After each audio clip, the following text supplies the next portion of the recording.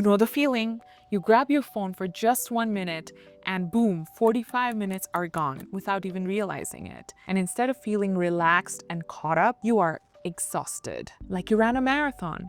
But all you did was just scroll. Have you ever thought, why does something that feels so passive leave you so mentally drained? Welcome back to the channel. My name is Urusha. I work as digital communication specialist. And in this video, we are going to talk about something that all of us feel but rarely understand. And that is digital fatigue, a state of mental exhaustion caused by constant exposure to digital stimuli and especially passive consumption. In today's video, we'll unpack why phone makes you tired, the psychology behind it, and most importantly, how can you protect your energy without quitting social media? So, if you've ever put your phone down and thought, why do I feel so off? Then this video is for you. Let's get started. Let's start with cognitive overload. Your brain is very powerful, but it has limits. When you're scrolling, you're not just consuming like cute dog videos, but your back of the mind, you're also processing all your friends' updates, strangers' opinions, news headlines, emotional posts,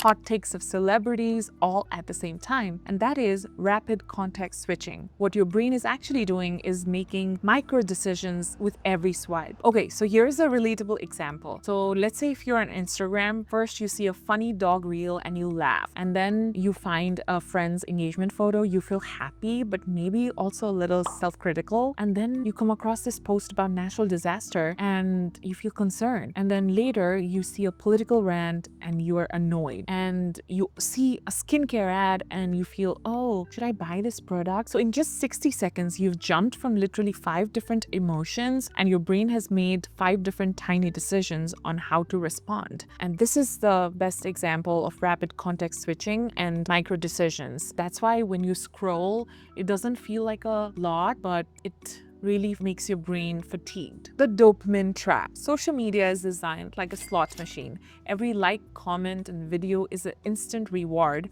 which is unpredictable and is just enough to keep you going. That small dopamine hit feels very good temporarily, but over time your brain adapts and it requires more digital stimulation to feel the same reward. And that leads to dopamine depletion, where joys like walking, real conversations, or sharing a meal feels very dull. Social media is a highlight reel, and even though you know that it's curated, it might mess up with your brain. You could be having a perfectly fine day, but you come across posts where someone's on vacation, someone's getting an award, and someone's like getting engaged, and suddenly your life feels inadequate and you start to compare yourself with others, and that is called social comparison. And on top of that, add emotional contagion. So you observe the feelings of what you see: outrage, fear, sadness. Even though you weren't anxious while opening the app, you will be after you use it. So what can we do without quitting social media? I'm not going to tell you to go quit social media and go live in the woods, but I'm going to tell you 4 things that might help you to actually feel better. Our brain is usually on autopilot, so we don't think before opening Instagram or TikTok like why we are opening it. Instead, ask yourself this question: am I here for connection, inspiration, or just for distraction? Sometimes giving your brain a reason also helps to interrupt that autopilot mode of the brain. Use the 3-2-1 rule. Unfollow 3 accounts that make you feel very less. Save 2 posts that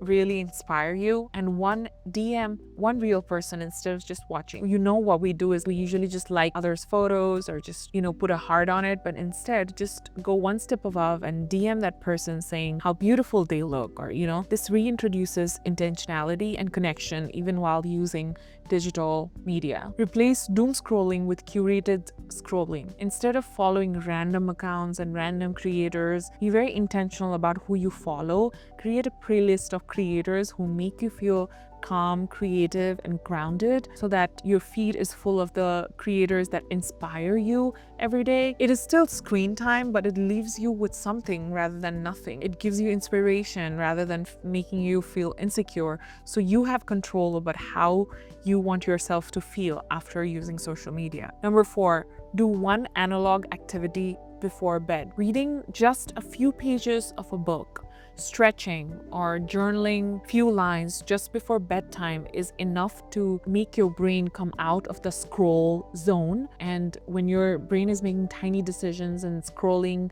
at night, even though when you sleep, you're still feeling stimulated. So try to do one activity which does not require screen right before bedtime. In conclusion, digital fatigue is nothing but your brain trying to tell you that, oh, this is too much and you can't handle it. And the good news is that you can take back that energy. You don't have to quit social media. You just need to change your relationship with it. You don't want to scroll mindlessly, but you want to scroll and follow accounts that make you feel inspired, that make you feel good about yourself. And yes, if this video helped you, then make sure to like, share, and subscribe. I will see you all in the next video. Bye.